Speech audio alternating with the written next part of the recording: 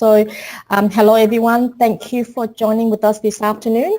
Today's webinar sessions and topic is a savvy tax preparation process. My name is Tiana Tran. I'm the Chief Operating Officer here at Gov Reports, and that means many things, including customer service to administrative and among many tasks we do in a small business like yourself. If I sound familiar to you, it is because I might have spoken to you in the past if you have called us previously. Anyway, before we dive into the sessions, I just want to check if everyone can hear me. I know that we tested earlier, just make sure, please raise your hand again if you can see our screen and hear us. Great, thanks Nadia. Thanks, Regine. Great. Okay, on occasional situation where people can't hear us well in webinar sessions like this, maybe internet-related issues, headsets or computer issues, you can try the alternate options to also sign in with your mobile phone or your landline and keep your computer going so you can see the screen better. I find that it can be better receptions or frequency, and if all else fails, the webinar session is recorded so you can revisit at your own time where you can control when to pause and turn us off or on. Moving on, so for this webinar session, we have the privilege of having one of our Gov Reports Power member to present. And I'd like to take this opportunity to welcome and thanking Mr. Raman Bala for sharing with us his journey and view of the savvy tax preparation process. So without taking any more time, I'm transferring the control of the webinar over to Raman. Thanks, Tiana. Thanks for giving me the opportunity to talk to the audience and sharing my experience using Gov Reports, which is a great program. Personally, I'm a CPA. I run a couple of businesses, Proactive CFOs and Business Advisors, which is more about a consulting business. We provide also CFO services, business valuation, capital raising, and advise on mergers and acquisitions. And we have a traditional accounting firm, which is RSB Partners Pty Limited.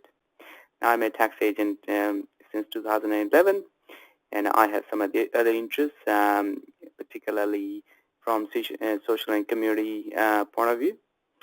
Obviously, I'm an accountant. My practice, I've been using other accounting softwares as everyone else, I assume. Which is MYOB, Xero, QuickBooks, Reckon, Sage, and other accounting softwares. Previously, I have used CatSoft, Reckon, Handy Tax for tax preparation. And I believe I live in Sydney, which is the most beautiful part of the world, I guess. The more important thing is that what I want to share my experience of using Gov Reports, and which is in a perspective which is highly related to technology and cloud-based technology. Accounting industry, and particularly the compliance and service industry, is moving very fast. And the challenge for all the professionals and service providers being to increase their revenue and to maintain or reduce the operational cost. And one of the ways to reduce the operation cost or sustain the operation cost is to use technology. And Gov Reports, we found been very, very effective in operationalizing the operational and making the operations efficient and profitable. The reason for using Gov Reports could be multiple. Because the primary objective is to increase profitability of the practices, which could be hindered by inefficient processes, manual processes, and a lot of paperwork, which could or problems in the practical workflow process, and which could result in higher operational expenses, and thereby reducing the profitability of your practice. So what are the options to increase the operational efficiency? Firstly is technology. Use a better technology. Make people aware or train them better, and which obviously increases the opportunity for the new market and the new markets, higher profit margin, and execution of all these matters will obviously make you closer to the client as an advisor rather than just a process flow operator. So in this whole process, technology is a key driver of the growth. That's what we find, and that's what we are aiming to achieve. And the key objective is don't make the process a bottleneck. Take control of it and make the process as smooth and as efficient as possible. And we found from experience, GovReports, which is a cloud-based technology provider, is highly efficient, and we have a couple of locations for our practices, and we are finding it very useful that through this technology platform, we are able to maintain and increase the efficiency of our practices quite a lot. And there are a number of tools there which we could use in GovReports, which is one is Office Practice Manager, GovReports Reporting and Lodgement, Digital Signature, IM Ledger. I must admit I haven't been able to use all of it, but I'm aware of this functionality of one or two. But I'm very impressed so far with the experience in managing, as I mentioned earlier, in increasing the efficiency of operations, reducing the cost base as well.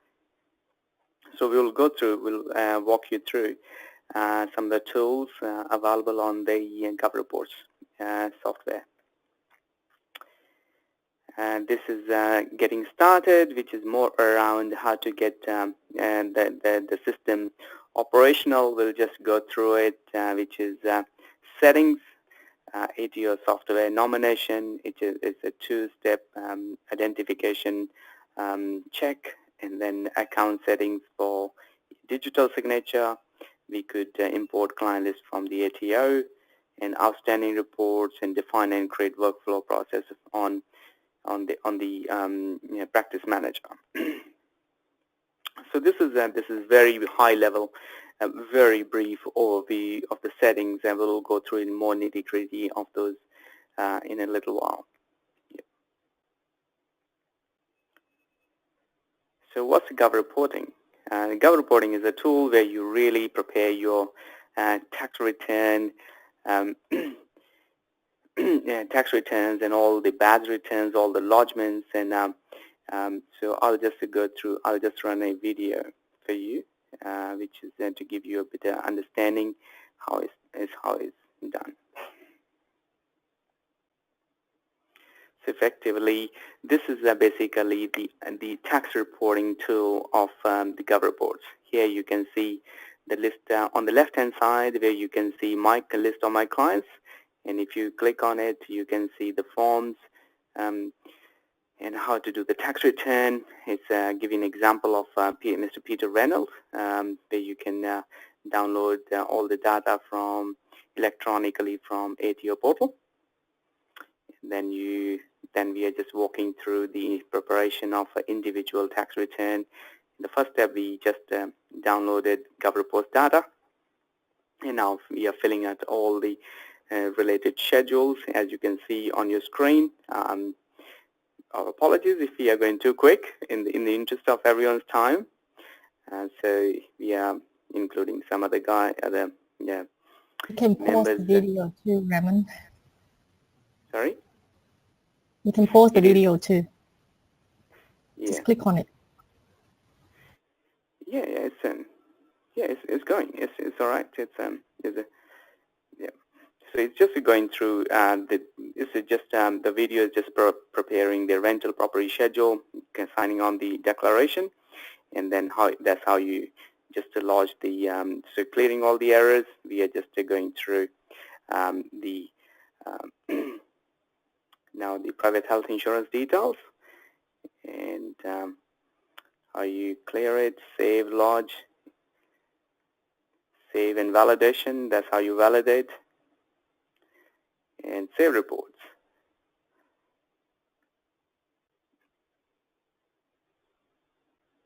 Okay, so that's how you prepare the individual tax return.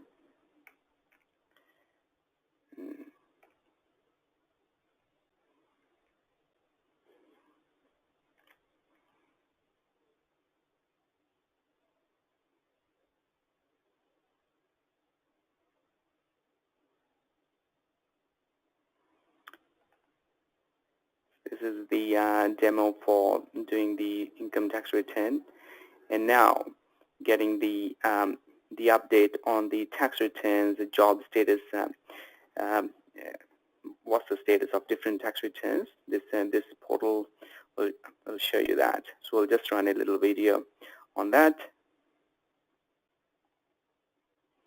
Say on the left-hand side, you can see different jobs information. Create a job. So we can allocate deadline, allocate to a particular staff member. So that will appear in their task for them to do that particular task, rental schedule, property details, etc. Different tasks are done.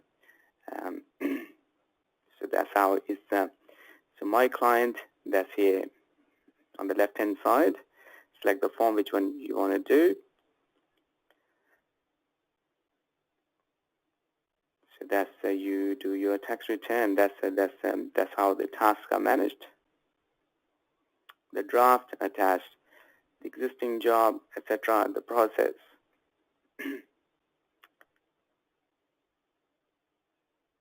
So the person who's so we can allocate what the status of the job is.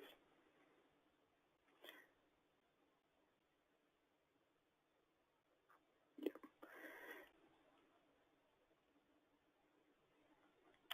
This is just about the authorization. Here we go, enlargement. Yeah. Okay, I might just interfere a little bit. Sure. For those that haven't used the Office Practice Manager, you can set up because Office Practice Manager is inbuilt within the lodgement program. So you can go in and set up the job as Raman mentioned earlier. If you set up job make process a bottleneck for your practice. So if you set up the work process with the workflow within your practice as a process, that can be assigned, and whether it's the individual tax return that you assign to a client, to a staff member, or a certain task or a particular client that you want to assign to a certain staff, part of that job is assigned to a staff member, you can do so. So in this particular scenario, Raman has created an individual tax return as a job status, as a job for a staff member to follow up. And in that, once it's created, it then can be assigned to the staff, and also depending on the task, that can be assigned to the staff as well. Once it's completed, the staff can go in and update the status, so that as a principal owner, you can then see where it is at, and whether that staff would have the lodgement capability. Sometimes you assign a different staff to do a staff to do the preparations, and you go in and review and lodge that tax returns. So it really depends on your practice workflow, how you want to run that. Apologies. I know that the video went a little bit fast, but apologies to you, Raman. That's okay. That's your brilliant insight, Tiana. Anytime, most welcome. Feel free to interrupt when you feel so. The next slide is then how you send it for digital signature, because I found this functionality very useful.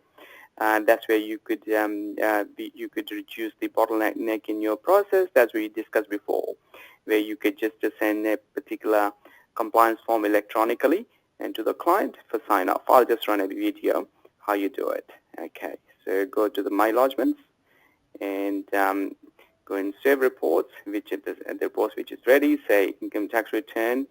So you select that.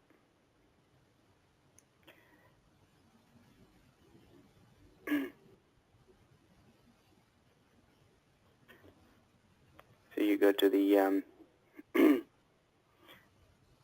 upload files.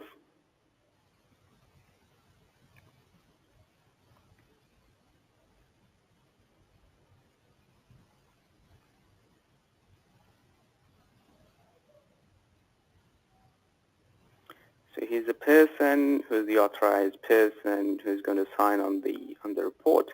So you could select security code as well. Personally, I use this functionality. I found it highly efficient and useful. So that's how you send it. It's gone.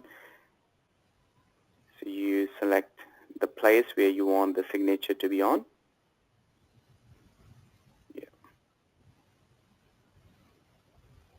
Confirm.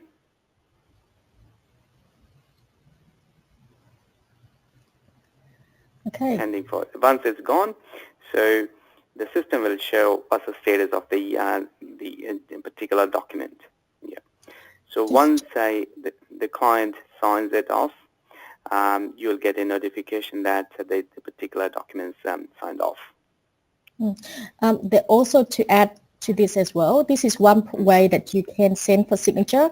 There is another way that you can also send for signature.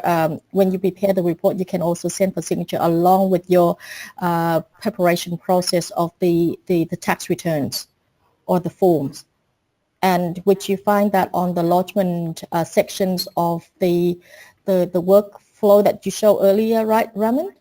Yeah, that's right. Yeah. Okay, let's move on to the next slide. Hopefully we are not going too fast. So this is the action required. Okay. This is where when your client receive the documents, the tax returns from you, what they will expect to see. Yeah. So this is on their email. They receive a request from Raman to review the documents and sign. So that's the email. Yeah.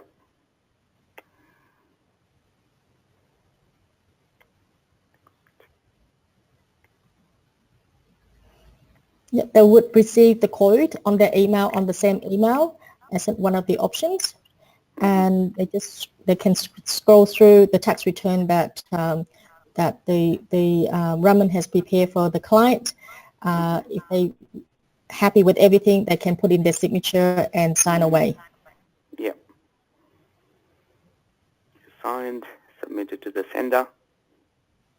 Once they signed, they get a copy of the document that they've signed, and the tax agents, in this case, Raman, would also get a notification that the client has signed the tax returns on their email, as well as when they log into Gov Reports, they will also be notified on that as well. Here's the copy. Yeah. It's just a workflow, how it all happens. This is the tax agent. Yeah. So the client has signed. Yeah. Okay.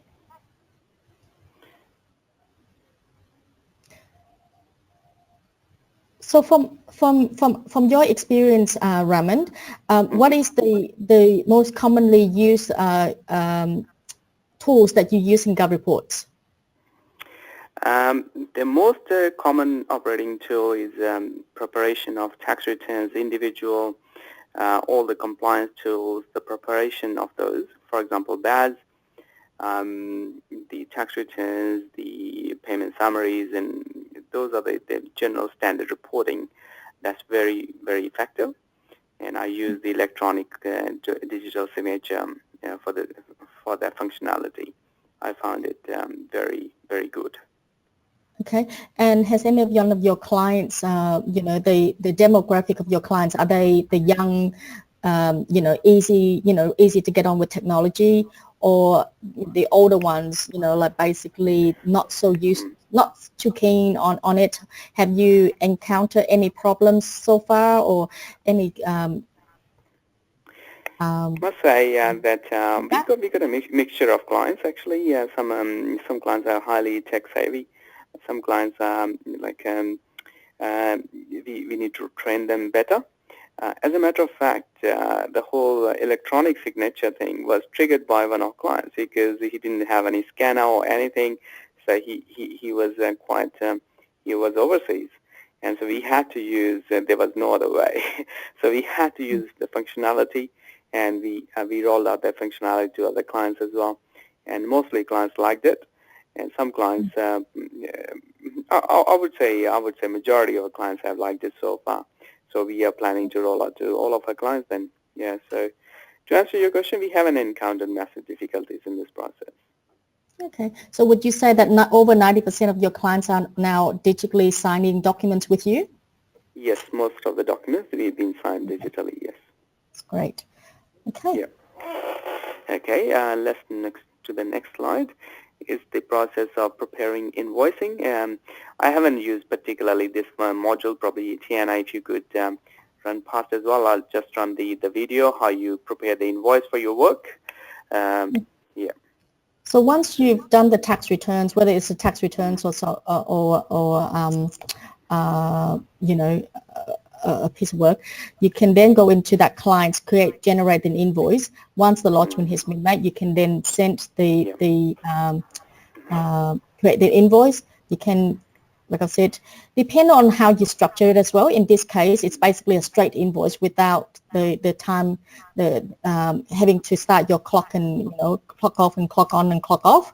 But for those work that you spend more time, you can definitely, basically go into the timer and create time and then bill them per hourly rate. But in this case, it's a single tax return. So just go into my practice as it shows earlier, and then go to jobs and then invoice, generate the invoice, and you just generate the amount. But like I said, if for those clients that you charge on an hourly basis, you can clock on and clock off with practice management tool. So once once its invoice has been generated and the client has paid, you can change the status as well. Yeah. Fantastic. Okay, next we will move on to the next slide. It's the CTR demo from IAM, which is okay. We'll just there's another tool in Gov Reporting. So I'll just run the video for that. So with IAM, you definitely it is a ledger. This is the accountant's ledger where we are coming from. You can input your client's details from general ledger from the other software if they use other software. So for example, here you upload the transaction whether it's in CSV or in most cases it's in CSV, and you upload the file so that you can allocate and basically create the reports, financial reports that you need to do. So once you create the journal, make any notes that you need to, and Raman, I'll leave it to you since this is your area. Yeah, that's okay. Yeah, it's basically adjustments from the initial data you import. Then you could post some manual adjustments should you need to, and then you have that the data available to produce your company tax return. And this way you clear all the errors in the report. It's effectively what we're saying, any data you import into the ledger, accountant's ledger, and post manual adjustments, if there are any, then the return is really electronic, is ready to be produced. So that's what this module is about. So you could see process and how is the company tax return submitted. So you could be, again, before submission, if you want a client signature, you could use the client signing module, electronic one, which is pretty easy to use. So, and that's the process of creating the invoice. And this is the client's accountant's ledger, the functionality. Yeah. Do you have anything else to add, Tiana, on this one? Yeah, no. So with your, if you have an account with Gov Reports, this is inclusive in your package. It's so you just, if you need to get access to IAM, have a look around. It's available from your App Center, which is the 9 color dots on your top of on the top right of your screen, and click on IAM. Now it's basically when you go in there, you can click open to basically do what you just did just then, input the clients. But if you have one of those clients that do not have accounting software and they want to have access, they want to have their own client account, it is available for, you can invite the clients to subscribe to IAM, but otherwise, if it is only you using it, it is available directly to you, inclusive from your subscriptions with Gov Reports. Yeah. Great information sharing. Let's move on to the next slide, which is financial reporting. So, okay, again, I'll just run the video on the financial reporting side.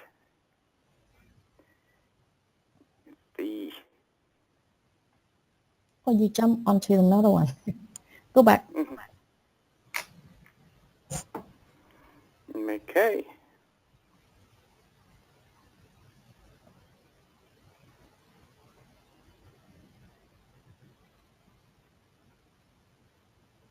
I think you, on the OPM reporting, you need to go back to the financial reporting. I think we skipped. Yes, sure. Yeah, we skipped a video. Okay.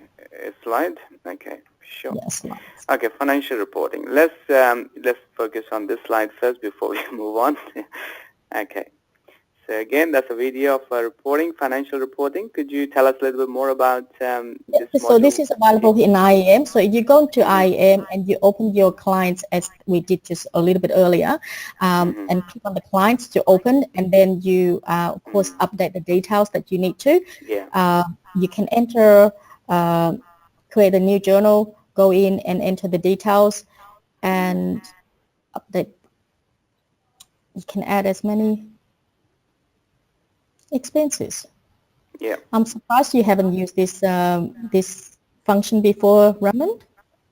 No, I haven't used the IAM, the whole module. Obviously, that's on my to-do list, looking at the functionality. This is brilliant. So once you enter the details and then you create the, in this case, we give an example, very simple example of this client, and you can go into section by sections, making adjustments as you go along. Create PDF or Word documents, depending on your... Should you need to make any changes in the format or anything, so you could obviously download into Word and make those changes,